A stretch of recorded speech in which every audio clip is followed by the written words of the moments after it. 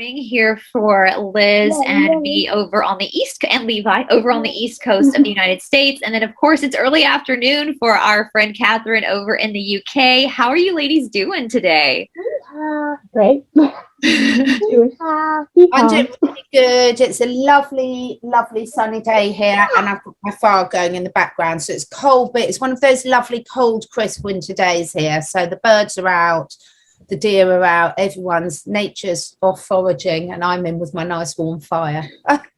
I feel like before we get into the show, I feel like such an energy shift has happened globally anyway, because it's just like one domino after the other keeps falling, and it's so exciting. And of course, we're at a year anniversary mark, so that's quite interesting. So I hope that everybody watching is in just as a good mood as we are. I know last night my nose was running all night and my throat's a little scratchy this morning, and I feel like, do you guys remember back when you were like kids and you were younger and you were like studying for exams and you would study, and then you take the exam and then you'd be on break and you would get sick because all of a sudden your body just kind of relaxed?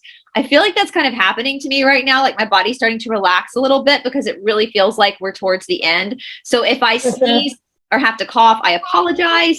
But of course, this is episode number 3 of, again, this was all Catherine's idea, guys, to do this series on passions. And we know everyone's loving it because it's so motivating to hear from other people who have really cool stories and passions in life. And of course, we've talked to Mornay from Aquarius Rising Africa, David Zublik from the Dark Outpost, and now, as I've called her, the TikTok queen, Liz, but now she has maneuvered to YouTube as well. So we are here with Liz, and I know, Liz, you are so passionate. You have so many passions, and you live your life with such vibrancy. And I think that's why people are so attracted to you, and especially to your, what are you on round number 4 with TikTok? Yeah, 4th account, yep. 4? So your first one had like 60,000 subscribers or followers? Yeah, it was like, I think it was up to 65,000. Then it got booted, permanently taken down, supposedly. Then I made another one, got up to like 12. That got taken down. Then I made another one. Then 2 weeks later, that one got taken down. So now I'm on the 4th. And you also, and I'm just going to, before we get into your story, I'm just going to share a screen quickly so you guys can see. Liz is moving herself over to the YouTube platform as well. So this is her channel that she just opened. So if you're following Liz on TikTok, go ahead and subscribe to her on YouTube as well. I think at this point, I know Catherine and I both have backup channels on Rumble. And Catherine, are you still on BitChute as well, too? Well, I sort of am on BitChute, but I'm really behind with uploading the videos because I've got a website as well. So as a backup, because once you've had everything wiped off, you learn to do backups. But you had that happen too, Catherine. So I my first one just got wiped overnight. Liz, can I say, are you hearing Liz all right, Brice? Because she's really quiet. Liz, you're really quiet to me on your mic. I'm going off and on, turning it off and on because my toddler's making noise, so it might be extra quiet at some point. Okay, that's it. I can hear. So, guys, let us know. Hopefully there's not any volume issues in the show, but please go ahead before we get started, because Liz here's her TikTok right here, because she's a brave one. And I'm not on TikTok, guys, so that's why I haven't clicked follow, because I'm not on TikTok because I'm old. So please go ahead, follow her here as well. And Liz, like, I mean, you are so smart. The way you're able, the one thing that gets me about TikTok is you have to do things so quickly. Like you only have up to 3 minutes to say what you need. That's the max. That's the max. And if you want your video to actually get seen, they recommend doing like 15 seconds. So you literally have to say what you're going to say, or at least kind of allude to what you're going to say so people get interested. And come and look at the rest of your stuff, which is why I started the YouTube channel, because you can't say hardly anything in 15 seconds. Well, you're creative though. And I noticed on TikTok, it's so you have to be so good at putting the visual up, pointing out what you need to point out, and making people think. pointing at it. You guys remember, I don't know if you saw this, Catherine, if it made its way over to the United Kingdom, but this was summer of 2020, and I'll have to be careful about how I say this, but he became known as the ramen guy. Yeah. It was so funny. I actually have it saved on my phone because it was talking about like basically our First Amendment rights to peacefully protest. And anyway, you guys probably have seen it. I'll see if I can find a link to share it in the description box below if you haven't, but it was so fast and he was so witty. And I feel like that's what TikTok is. You have to be so fast and witty and clever to get your message out in that short amount of time. Yeah, it's kind of like, it's a great advertising tool, I would say. Yeah. Like anybody, especially like musicians, I'm like, why aren't you on TikTok? Like your stuff will get seen so quickly. Like it's, you know, just putting a little soundbite of your music, like the best part of it, and then people go and listen on another platform. It's the best form of advertisement, I'd say, in a sense. Like I don't really use it as advertisement, but I just use it as a tool to kind of just get to the point, you know. So I wanted to ask you, Liz, so how did you get started did you start your TikTok when this scandemic came about? Is that when you started? Yeah. So I originally wasn't posting anything political. I was just posting stuff about my family, and because I had just had my son. My son was born right before everything shut down. And so I was like becoming a new mother, like in this crazy world. And I was just like, I need an outlet of some kind. So I started doing that. And then once I started to just be like, this is ridiculous. Like, I need to start, like, I started just pointing people to like Charlie. And because I was following him at the time, and I mean, I still am, but, I just kind of felt like it was time to start saying something, because I am pretty reserved, if you can believe it. I don't like confrontation very much. And so putting myself out there and expressing what I believed and what I thought, and the rabbit holes that I had gone down for so many years before all of this happened, was huge for me. And it still is. I still am kind of like terrified every time I post something slightly controversial. But yeah, I started posting just things about, you know, just stating a question pretty much, because people are like, wait, what is she talking about? Because like on TikTok, you can't really say much.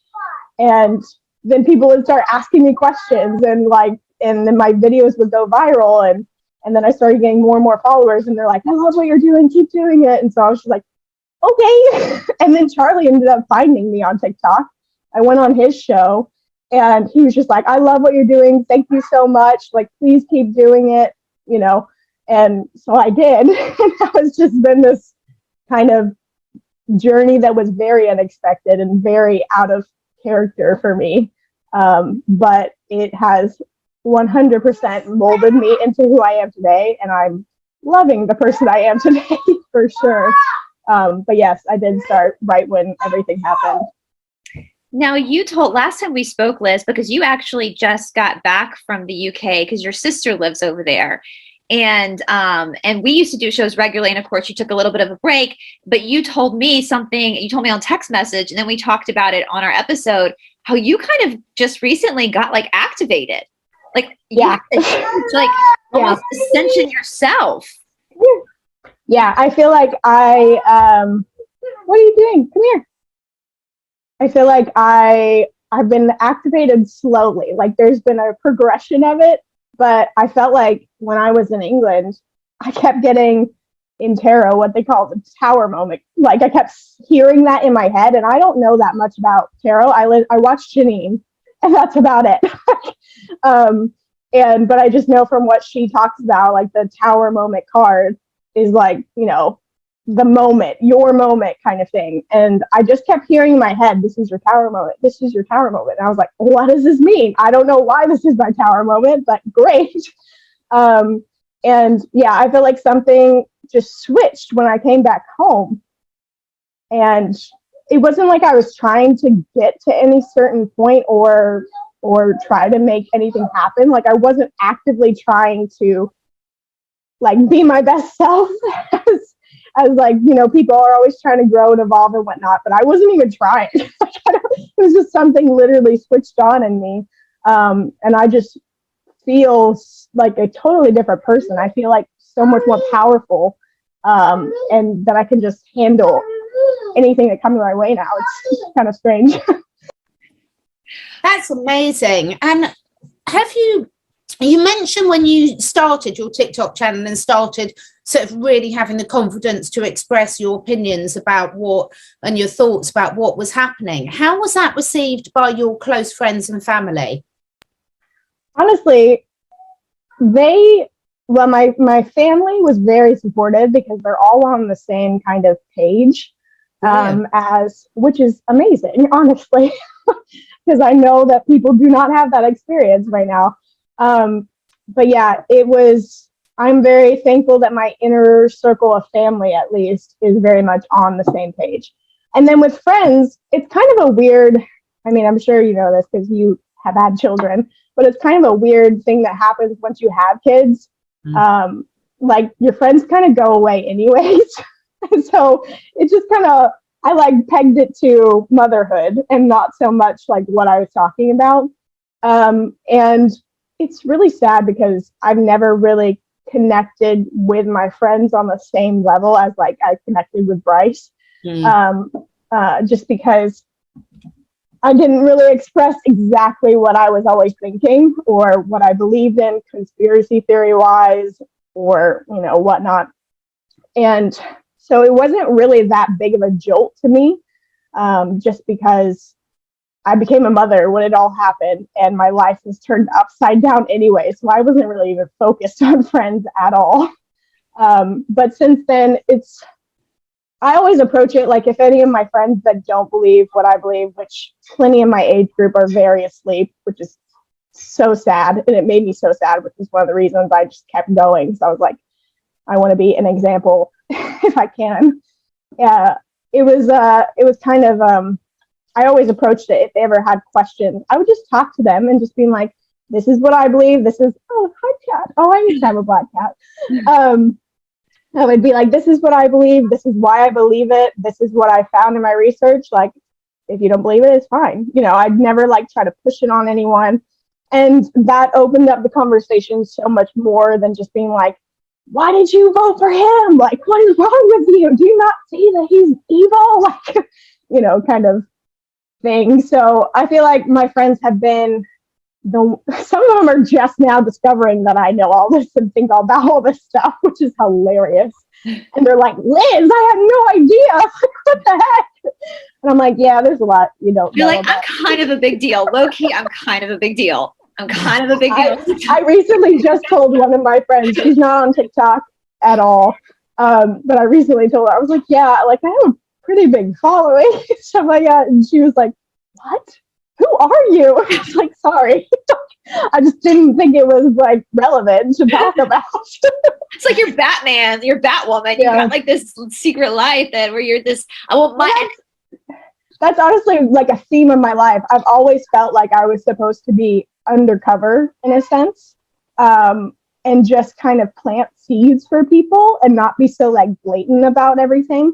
And that's what because I mean, growing up in a religious world, it was always like, tell people about Jesus, you know, like you gotta evangelize. Yeah. And I was like, but what if I just like have a good conversation with them and like they realize I'm nice and then they want to find it for themselves, like, you know, like maybe they realize I'm different and they want to like search out why maybe that is, you know, like find it for themselves instead of me like just railing it in them. And so like I always felt weird about the whole like evangelizing thing and whatnot. And so I was like, I just think I'm a seed planter. I'll just accept that. So yeah. That kind of leads me. Oh, go ahead, Catherine. Sorry. Yes. Well, no, carry on because mine's moving on to some of your creative stuff. So speaking of, I'm glad you brought religion into it because one thing that fascinates me about you, Liz, and I think we're very similar in the sense that we both grew up in the Deep South. We both kind of come from the same. We understand the Bible Belt. We understand the social norms and customs around that culture of the Bible Belt. And one thing that's really fascinating about me to you, Liz, is that you have a deep, really genuine passion for God. And it's not the church. You conversations we've had, you are like, it's almost like you're in wonder at the spiritual world. Oh, look, there you go. Yeah. And I think that your passion for, in my opinion, from what I see, your passion for truth when it comes to spirit and who we are in relationship to spirit is kind of what is underlying driving your need to put things on TikTok. Because Catherine and I have spoken about that. You know, at the end of the day, all this political education, everything like that is really just symptoms of the main thing, which is the spiritual battle. And so you kind of got that first, it seems like, at a very young age, and then realized all these other things were happening as symptoms of the bigger thing. So you talked a lot about the kingdom doctrine and the kingdom. Can you explain to our people that will lead into your other creative passions, your passion for God and our source, whatever you want to call it? Yeah, I mean, it was kind of, someone once asked me to like tell my story of like when I met God, like in a church setting. And I was like so confused by that answer, or that question. So I was like, I've always known him. Like, there's not a specific time where I was like, I met God, you know? And I, like, in a sense, I feel like that's a privilege in a way, because I wasn't really born with that shield over me. And like my first word when I was like, my first word other than like mommy and daddy was angel. Like I would look up and say, angel, angel, kind of thing. It was like I always was aware of the spiritual realm around us. What, Bubba? He's wanting attention. Do you want to play with my rocks? She gives him her crystals to play Let him play with my crystals. You want to play with my rocks? There you go. But yeah, I always was aware of the spirit realm, is what we would call it growing up. And I mean, I remember telling my mom that, you know, Jesus was sitting on my bed and I would talk to him, kind of thing. Like, it was just one of those things where I never felt like there was a disconnect from source, God. And it was always strange to me that people felt so disconnected from him, him, whatever you want to call him. And so it's just one of those things of like, I've felt lied to my entire life about everything, because I question every single thing that the Matrix has put over us, like school, like why we learn things in school that we learn, or even why we have to go to school when, you know, like I was a little rebel, like in my own little way. There's just so many things that I questioned growing up that we know now are, you know, part of the dark side. And it was just one of those things that I like came into this realm knowing. I told Brice on the last video we did, I just feel like I kind of ascended to a certain extent. And for the purpose of raising the vibration of other people, like planting that seed to where they can start their journey. Because I have a theme of starting things. Every business I've ever worked for has been a small business that I helped raise up until they got really successful, and then I left. So it was just kind of like, I always felt like, you know, you could call it an empath, but at the same time, I knew that I wasn't supposed to take on that. And that was part of like staying in the frequency that I was originally here for. And connecting with God in a way that most people don't think of. Like, I literally just have conversations in my head all the time, and I didn't realize that was weird until somebody was like, that's schizophrenic. And I was like, I don't think it is. I do that too, girl. I talk to God's source all day long. Usually it's like, why did you make this person? No, I'm just kidding. Yeah. What is wrong with them? Can you do something, please? But yeah, like I've always been on a search for truth, because I just feel like everything's such a lie. I've always been skeptical of everyone. Like my mom used to say that I used to just look at people like with this like are you like, there's something about you I don't like. I used to have this like terrible face that she would get really embarrassed about. Like this look I would give to people because I could just like, she was like, you could just see right through them. I was like, yeah, I pretty much could. I always could feel the energy of someone, and like if I didn't like them, I didn't like them. And it's very much carried out into the rest of my life and world. And if I don't feel energetically like we're aligned, I'm just like, no. But it's been, I mean, it's just one of those things I'm trying to keep this on. I'm going on so many rabbit trails, but I'm trying to keep this on your question. But I just always felt a connection. There's never been a separation to me because the spirit world has always been real. I've seen beings all my life. I've, orbs, lights, like just so many things. Like in the religious world, they call it a seer, whatever. Kind of, we're all talking about the same thing, but, and it's been really freeing the past couple of years, just kind of realizing that we're all talking about the same thing and I'm not crazy, and, finding a community online of people that are very much energetically aligned. And it's just given me even more of a drive to share and express the things that I just know innately and think about, or just get like downloaded to me. Because anyways. Oh, it's wonderful to have that, and it just must be, especially now that you're a mum as well. That's so important, isn't it? Because you're going to, son's going to grow up with that. Well, he's already going eyes, mouth, like pointing at the ceiling, and I'm like, okay, yeah, there is something up there, buddy. You're right. Say hi. Oh, that's so cute. So you've got lots of other passions in terms of expressing your creativity, haven't you, with your art and your t-shirt, your things. Can you talk us through how you got started with those, and how it helps you really fulfill your joy in life? Yeah, it's been a long journey, but I mean, I have always been super creative. I mean, as soon as I could, like, I was singing first, and because that's like the one thing you can start to do as a child. I was singing first, then I started dancing and acting and painting and drawing, and then creating. I would draw clothes. I have like a book that I drew when I was 7 that was like a design, like a collection of clothes.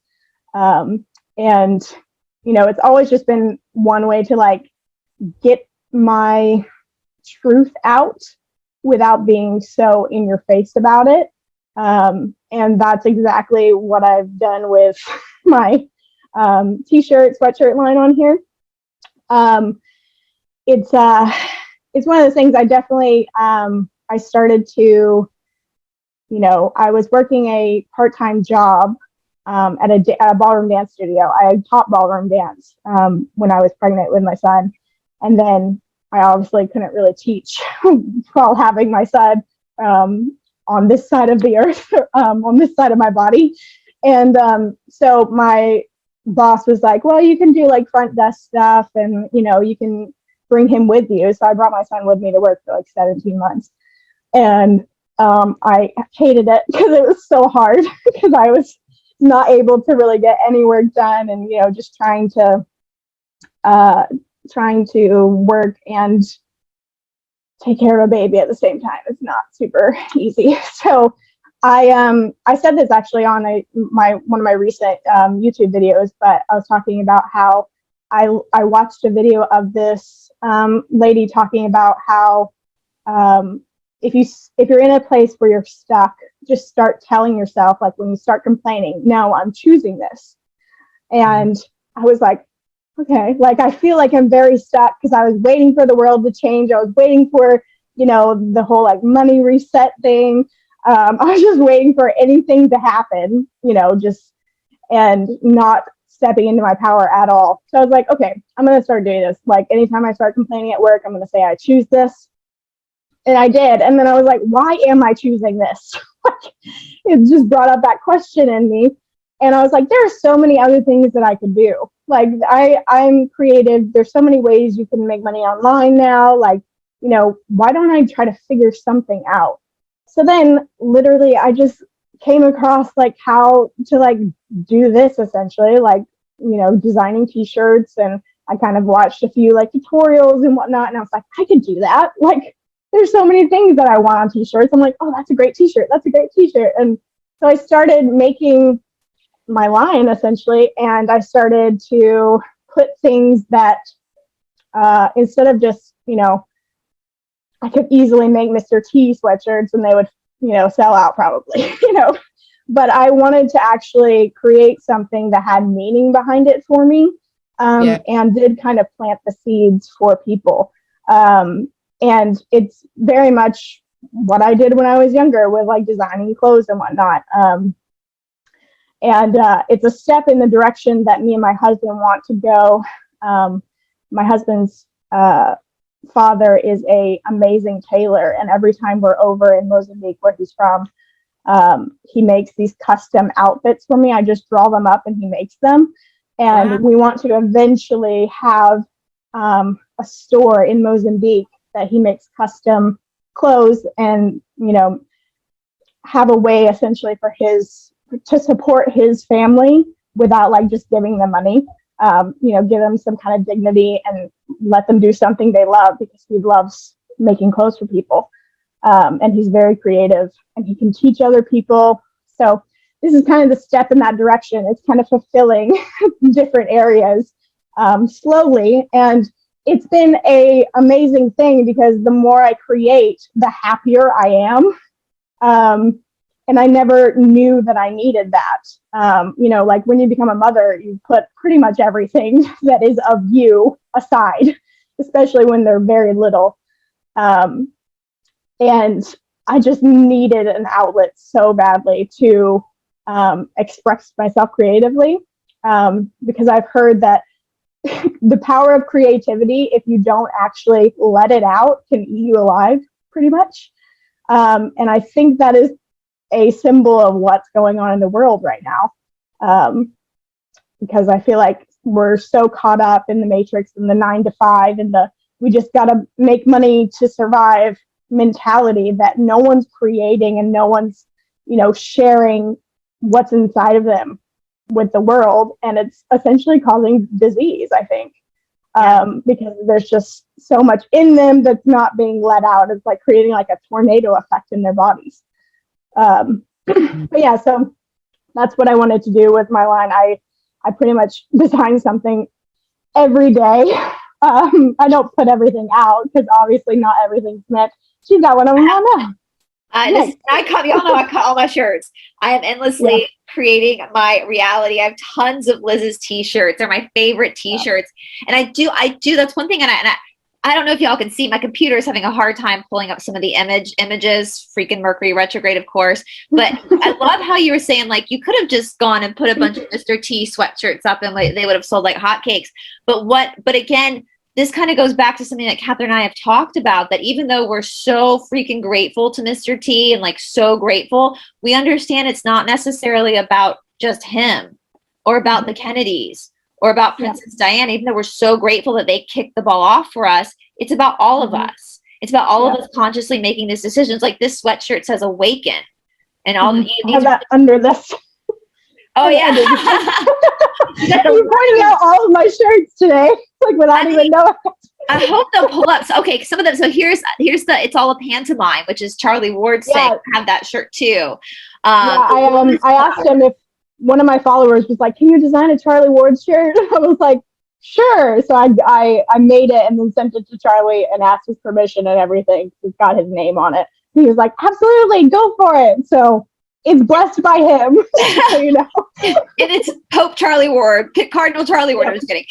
It's got Alice in Wonderland looking beyond the veil, right? It's like she's looking behind the curtain. And I have this sweatshirt, "Born for a time such as this." And that's obviously from the book of Esther. Perhaps you were born for such a time as this. And I know we've talked about that a lot. Catherine and I have, how we get, I mean, even with the last round table we did with David and Medina, about how sometimes this can be exhausting, but you were made for this. And so I have this one as well. I have a lot of her shirts, guys. Yeah, Brice has been like my biggest supporter. I love them though, because again, yeah, it's not like, you know, I have a couple of, I have a Mr. T shirt that I absolutely cannot wear in Atlanta because I can't do it. So I wear it.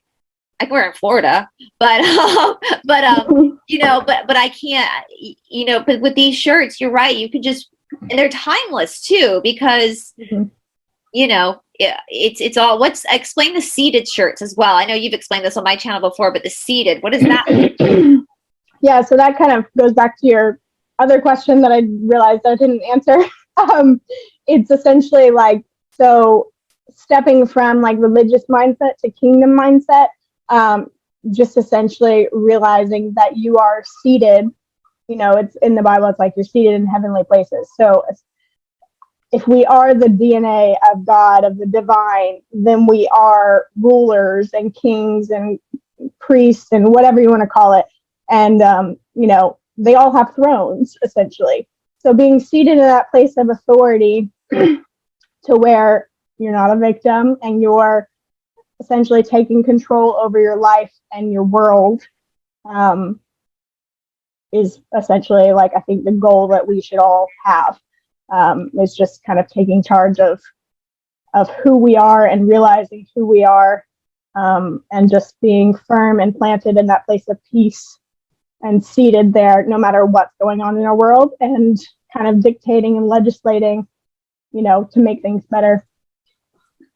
Yeah. I love it, Liz, because what I love is, you know, you said earlier on about how your role's always been to plant the seed, and with all of your designs, you are truly opening up a conversation. Right. And the conversation based on the individual can flow in so many different ways. And that is just so fantastic, because I think what Brice and I spoke before about how we've moved past this time of whatever side of the fence you look at, you sit on, and there's every shade of grey in between. It's not our job to tell anyone what to think, but when you have these open conversations, everyone gets something out of it. Yeah, I've had some people that bought my shirts. I just kind of like ask them like, what do you think it means, you know, kind of thing. And you know, it's awesome to see their perspective on it, because I'm like, oh yeah, I didn't think of that, but it totally could mean that too. Like whatever you want it to mean, you know, it's just a way of expressing my truth is helping other people express their truth, and in a covert kind of way, you know. Yeah, but there, you have the 7 to it. Is it eternity or infinity? I had that shirt as well, but I can't remember. That was great. 7 into eternity. Yeah, and that talks about you want to explain that one as well? Yeah, that's I mean, in my world, we call it the 7 spirits of God, and they're represented by the rainbow, and you could even say they're represented in your body as, you know, the chakras, and essentially they're beings that it's like wisdom, might, understanding, fear of the Lord, spirit of the Lord, counsel, and knowledge. And I think that kind of like in the other spiritual terminology, they're your guides or your spirit team or whatever you want to call it. It could look different for other people, but I call them the 7 spirits of God because that's just what I've always known them as. But they essentially are with you even before you're born. My voice is going out. They're with you even before you're born, and they go with you through eternity, essentially. Like they're always with you. You're never alone. Because we have this mentality that we're alone in this world, and we're not at all. There's so many things that exist around us that we can't see. And I just wanted to kind of create a representation of that, because the shirt kind of looks like you're going through space. So it's like dimensional type of thing.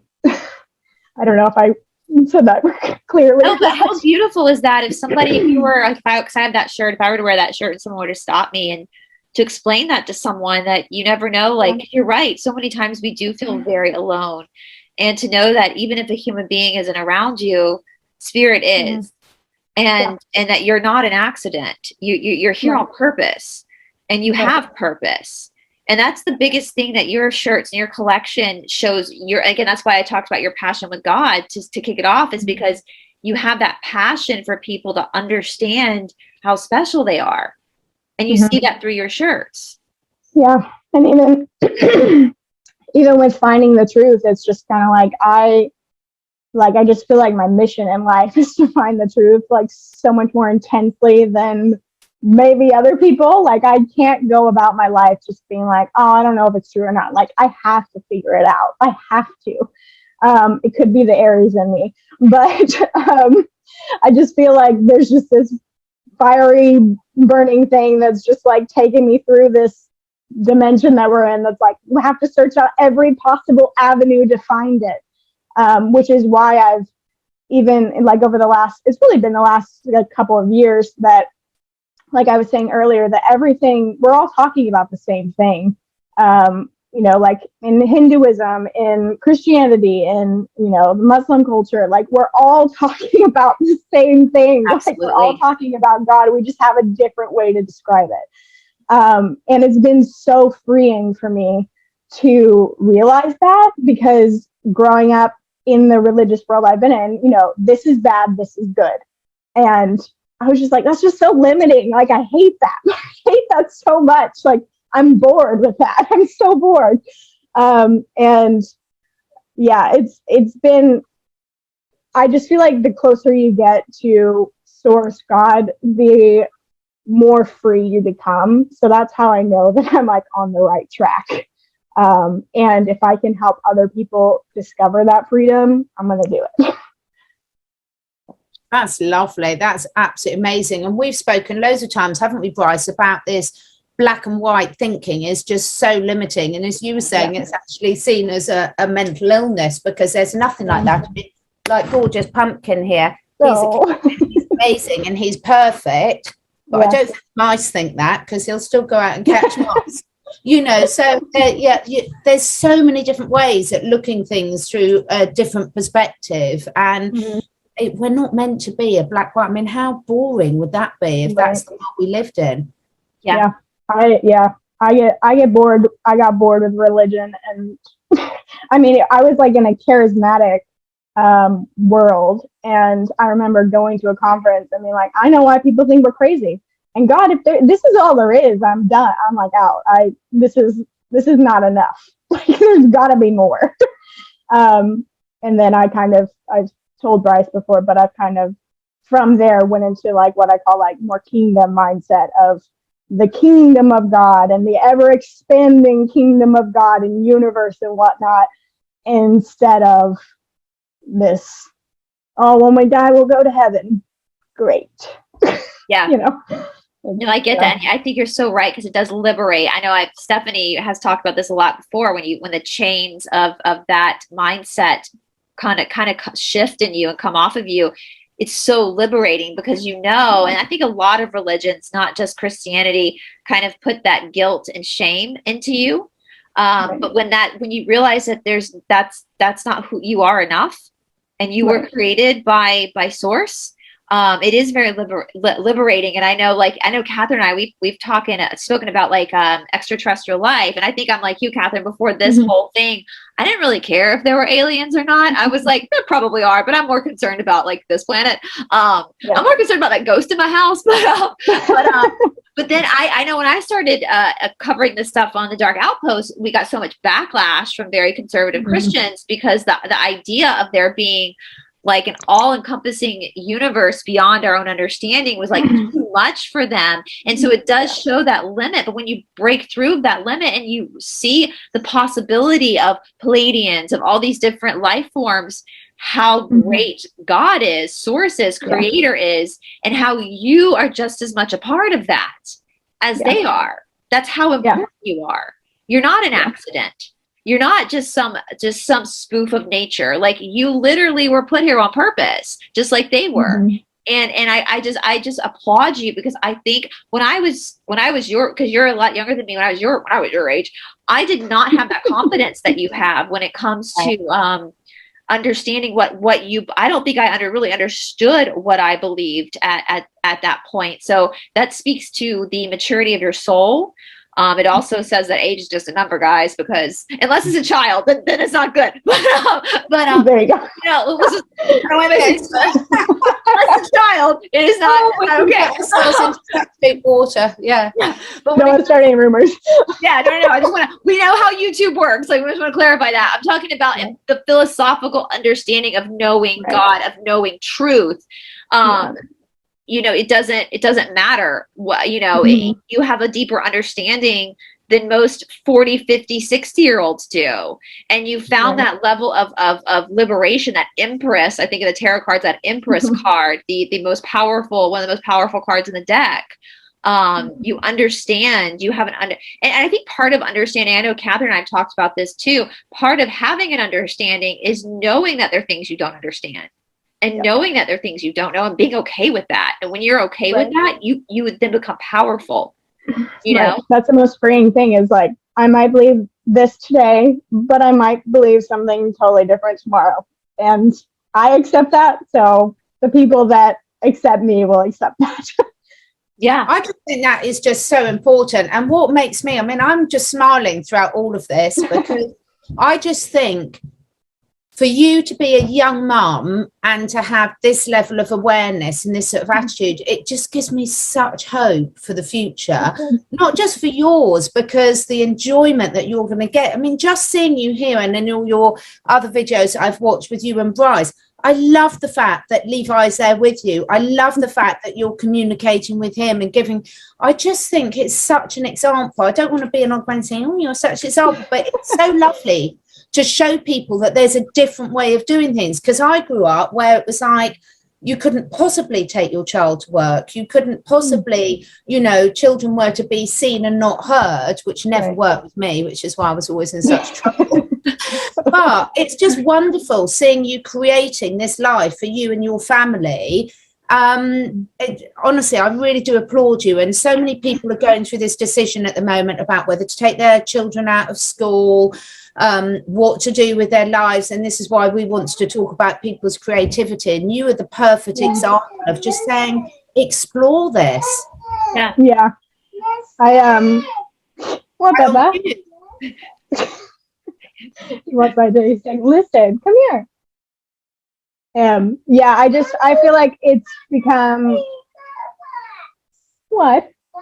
Okay, I might have to change locations. I just think it's become such a place of power for me. And in the beginning, it wasn't just trying to be a mom and navigating all that encompasses. And I think that's kind of what happened with going to England, was it just switched something in me of like, wait, I can handle way more than I think I can. And that's been such a huge place of power for me. Because honestly, traveling with a toddler is a little insane. Come on, honey, come here. Yes, I know that feeling. Especially internationally traveling. I gotta come here, Baba. You know, we were talking, you told me that Levi had a meltdown at TSA, and I was like, well, I'm in my 30s and I've had meltdowns at TSA too, so it's fine. It's totally fine. So oh, I know. And it's like, when you let go of that expectation, don't you find, Liz, of when you let go of the expectation of what other people think about you, your child, how they're behaving and everything, then it just becomes so much more fun, doesn't it? Yeah, it definitely does. And just getting out of your comfort zone and doing something that's extra hard just makes everything so much easier. And it's funny because I learned that when I was in film school. I was terrible at comedy improv, and I knew that I was. But instead of just like, you know, not wanting to do it and just hiding away, I would volunteer first to do it. I'd be like, okay, I'm doing this. I'm getting it over with. I'm going to be the first one to volunteer because I know that I'm not good at this. And so I would push myself out of my comfort zone on a daily basis. And I got to where I loved doing that. And that launched me into a much more powerful place. And I kind of forgot that. And then what's up? I was like, we need to like talk about this more, because this has to do a lot with like people trying to find their passions too, about going into a place of being uncomfortable. Oh yeah. Yeah. It's, I mean, something also I've learned is pain is powerful. It's extremely powerful. I mean, childbirth, I mean, it creates a human, come on. But I've learned that to not run from pain, that pain is actually my friend. And I'm sure in yoga you understand that, because it has, every time I've gone through like a terrible, dark moment, dark night of the soul, whatever you want to call it, I feel like I essentially like shift timelines and like get on board with like who I really am supposed to be. And so I've started to learn to not run from pain, as most people do, not run from being uncomfortable, because it's like it's literally like the tension of a slingshot. Like the more tension there is, the more you're propelled into what you're supposed to be doing, or, you know, something that's going to completely change your life in a positive way. That's actually the first sutra of the second pada, is accepting pain as help for purification. And we talked about with that David and Medina, that resistance creates friction creates change. And I tell my students all the time, get comfortable with being uncomfortable, because you're right. When you put yourself into those positions that challenge you, you find things out about yourself. And that's what because people, I know, Catherine, you've probably gotten the same with the series we're doing, where people are like, I don't know what I like anymore. But if you put yourself into positions, don't be afraid to fail. You know, failure is actually sometimes just as important as succeeding, because without failure, you don't learn. You know, you don't shift and change. And I love that you said that you were in film school and you consciously, intentionally signed up for something that you knew was like your weak point. You know, and of course people don't want to be embarrassed. They don't want to put themselves into a position where they look like they're struggling, but to be conscious enough to put yourself in that position just to see what's going to happen. Like, and what you learn from that is like, I really hope people, like, to me, when you said that, I was like, ding, ding, ding. This is like one of the most important things you've said, is like, well, you've said a lot of important things, but like, this is such an evolved soul to be able to, at such a young age, to be like, I'm going to put myself into this position of controlled discomfort so that I can learn more about me and see what sparks fly up and what I'm actually capable of, you know? And I was 18 or 19 at the time. And what's amazing is I was just doing it out of a means of survival, like just trying to get through, because I had to be in that class. It was just like you had to pick one or the other, and that was the only one left. And I had to be in it. So I was just like, you know what? I'm just gonna go for it. I don't care if I look stupid. Like, I obviously am gonna fail because it was bad. It's one of those things, like being an older soul. It's like, I don't find certain humor funny. Yeah. And people my age do. I'm like, that's not funny. I don't know why. So that's why it was so bad, because I was like, I don't find that funny, and I don't want to just like use profanity to make something funnier. Like, it's just kind of like, it was just confusing to me. It was like almost like I felt very autistic in a sense. I was like, I don't get it. What is happening? But I would just make myself go first, because then I was like, at least I have nothing to compare it to. I don't have anybody to compare it to. If I just go, like, everybody else is compared to me afterwards, so that's fine. Taking one for the team. It ended up being like the best and the most freeing thing that like became a huge life lesson. And even to the extent of like, you know, almost 10 years later, when I was giving birth to my son, or I guess, 8 years later, I told my midwife, because she was like, you know, I was trying to do an unmedicated childbirth at home. And she's like, okay, well, you know, like, there are things you can do to like see what your pain management is, like what kind of, you know, like how well you can handle pain and whatnot. And I was like, okay, so I was just like, I'm not afraid of pain. Like, I'm not scared of being uncomfortable. She was like, really?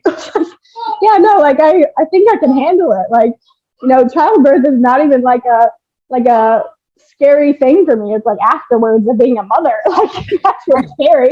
Like, the pain is fine. The other stuff is what terrifies me.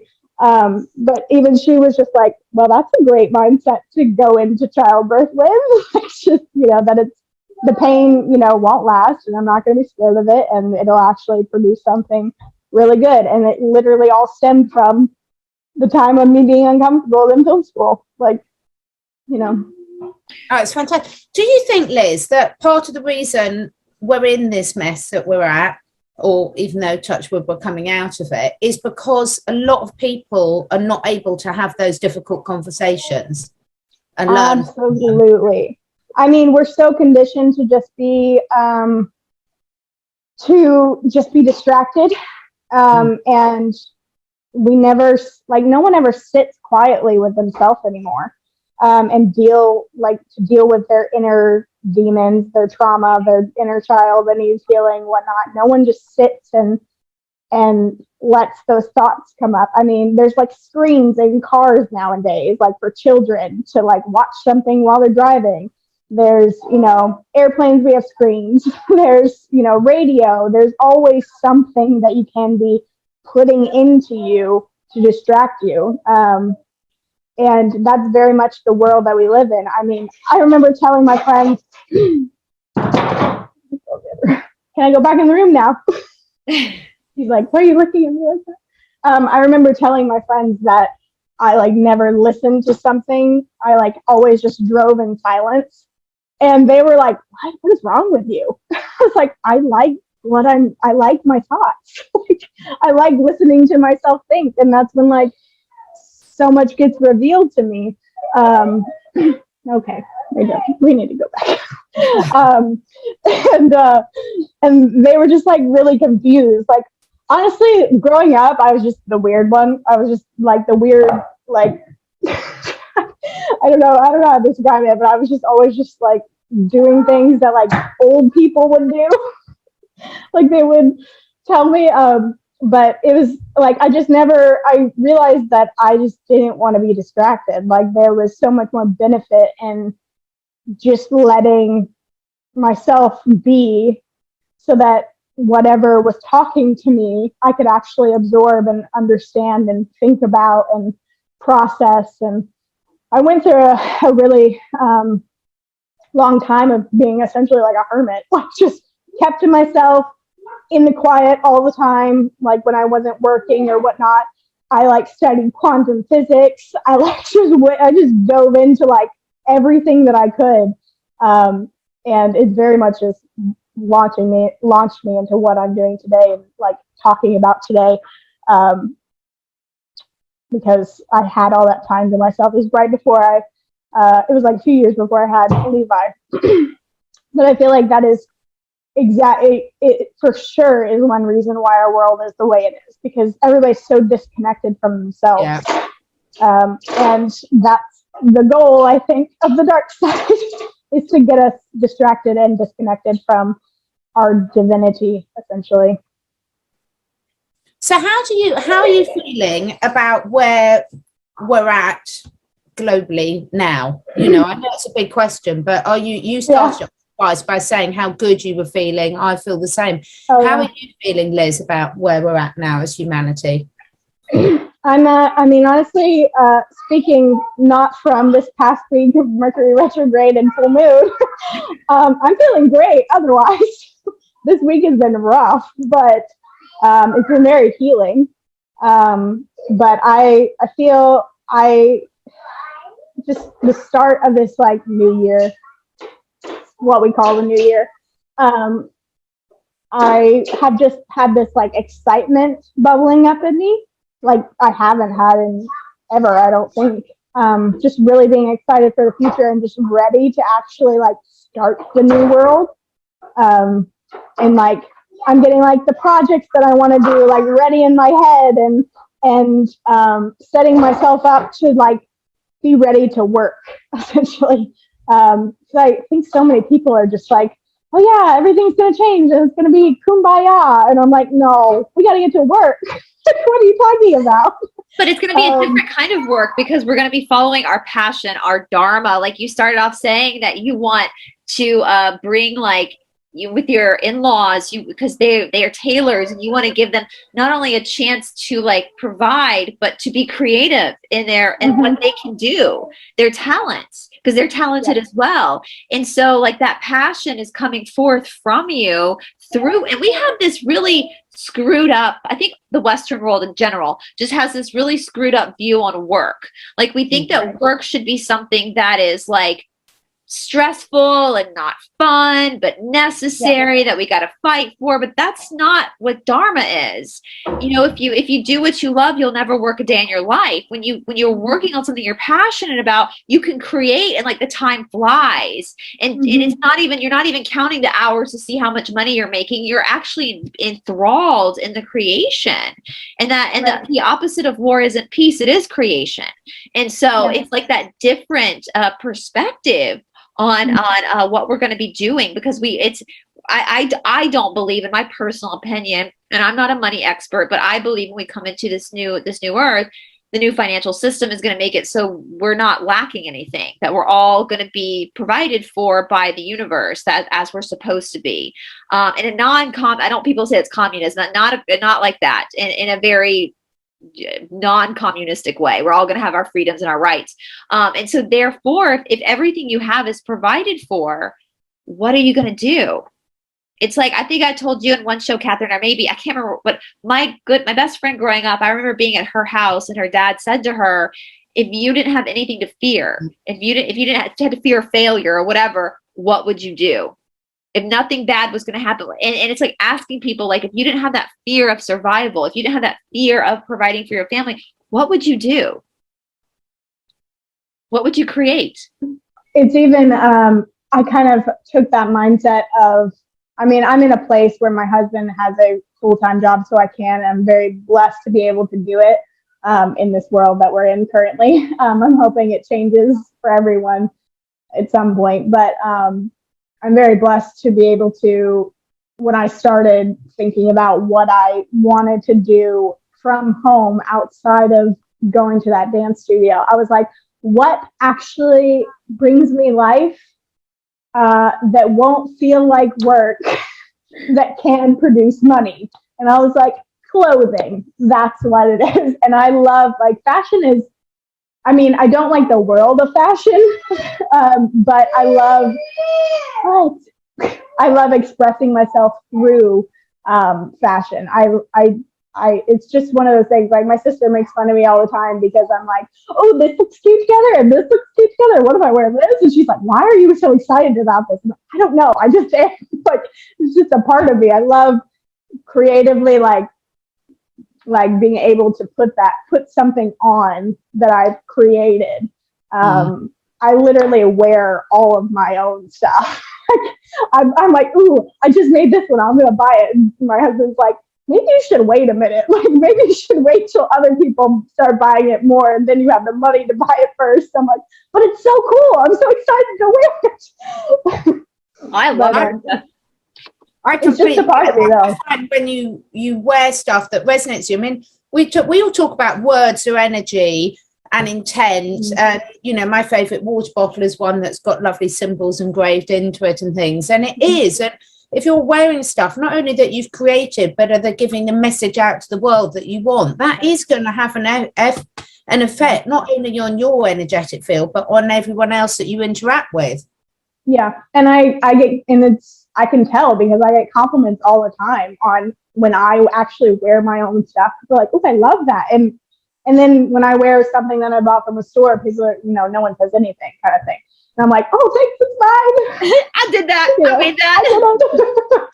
Yeah, I can definitely tell energetically the difference. And it's powerful. It's one of those things of just like, at this point, I don't understand how people don't understand energy. I just don't. I don't know how it's not a part of their life or their thought process, Well, the whole expressing yourself with clothing too. I get what you're saying, loving fashion, but not the fashion industry. And I had a cousin, he's about 10 years younger than me, but I remember when he was first, we were little, and I remember when he was first, in the South, you know, Liz, in the South, people dress their kids up, you know, big collars, like I had ruffled socks, like your hair is done perfectly. But my aunt allowed my cousin, when he first started dressing himself for like that year, just to let him dress himself, because it was like the one point in his life where he was going to be able to wear whatever he wanted, and no one was going to be a second about it. Oh, he would wear goggles to daycare. He would wear, you know, his clothes inside out mismatched. She was just like, I'm just gonna let him express himself before he can't do this anymore, you know. But it is an expression. It is a way that you know, everybody's body is unique to themselves. And just like I like to cut my t-shirts, everyone has their own way of wearing things. And you can tell when someone's uncomfortable in their clothes. Like you can tell, you know? Yeah. It's seriously a powerful thing. Like that's what I've tried to tell my family this, because I've like always been like the one they go to. They're like, does this look good? Does this look good? I'm like, well, do you feel good in it? Like that's the real question. And even just how people dress and carry themselves says so much about how they think about themselves. And that's why I like to express myself through it, because I'm like, this is how I think about myself. And, you know, I want that to come across that way. It's changed a little since I've been a mother, because you kind of just have to put on something like, this is so dingy now from all the stains and whatnot. But, you know, it's fine. This too shall pass. But yeah, I always, I try to, at one point my mom was wearing like a lot of like really loud stuff, like pink cheetah print and whatnot. And it was just, it didn't fit her personality. And I told her, I was like, you're screaming at people, Mom. Like, you're screaming at them to look at you. And she's like, huh. And then since then, she like never really like felt like she had to wear something like that to get attention, type of deal. Like she actually like took it. She was like, you're right. I think I am. But yeah, it's super powerful. I mean, everything really is. Anything that you consciously decide to put in your body, on your body, the way you do your hair, the way you present yourself in general says something. It just does. And you control what it says. Well, if you could do something with a tail for me, I'd be really, really happy. Oh, you have to, Liz. You have to. Cat ears. Yeah, because I've always thought losing our fur and tails was a big mistake. I still have my tail. I know I was meant to have one. So yeah, let me know when that's available, and I'll buy it in every colour going. Well, I can see now beautiful, like with a tail, sweatshirt with a tail at the bottom. That'd be cool. Yeah, there you go. Cool. Well, before we close out, I want to once again show everybody Liz's shop. We'll have the links down in the description box below. This is Oliviera by Elizabeth. And you actually do have a new feature where people can custom design their own shirt, right? Yeah, so it started out with my grandma wanting me to make a few different shirts for her church group. And so I was like, okay, I'll just put a custom thing on it. But then I was like, you know what? If someone has an idea of something that they want on the shirt and I can like work with them to make it, I'll do that. Like, you know, like just kind of be open to that, because I love designing things. So, and that gives people an outlet for their own creativity too. And again, guys, so Liz's channel is the Liz Olive Show on YouTube. She just opened it again. We will put those links down in the description box below. Here is her TikTok channel for those who are TikTokers. Is that what you call it, Liz? Yeah. I don't know. I can't even work out Instagram, let alone TikTok. I know, right? I'm still trying to figure out Twitter. So that's Olive Liz 333. Again, this is your 4th round at TikTok. So some of you I know already follow her here, but do go ahead and do her YouTube as well. And are there any more platforms, Liz? You are on Instagram. I know I follow you on both your private and your personal, not your private, but your personal and your business page here. So that's a good place for people to contact you as well, right? If they want to ask you about. Yeah, I do also have a Telegram. If you want to follow me on there too. Your Telegram channel. It's linked in on my YouTube video. Okay, cool. So it's in her YouTube videos. So guys, so there you go. So That was so fun. Honestly, like every episode we do Right. of these, I'm like, I feel inspired. So Oh, good. I'm like, I feel like that is part of just my mission in life is just to inspire people. So I'm glad it's happening that way. Thank you so much. Okay, It's bye. been such a pleasure finding out more about you. Bye-bye, Levi. Bye. Oh, how adorable. I've got some special rocks as well with me. Oh, look. Some fun rocks. Like Ooh, it. that one's really nice. And even better, I've now got a pussycat in there. Can you see the pussycat? Pumpkin. Where's a Kit Kat thing? He's so magnificent, Pumpkin. Meow. Oh. Oh. Thank you so much. That's just been such a pleasure to get to know you better. And as I say, all links will be under the video. Awesome. Thank you guys so much. Yes, of Bye. course. Bye, guys. Bye. Bye. Bye. Bye. Bye. Bye. Bye.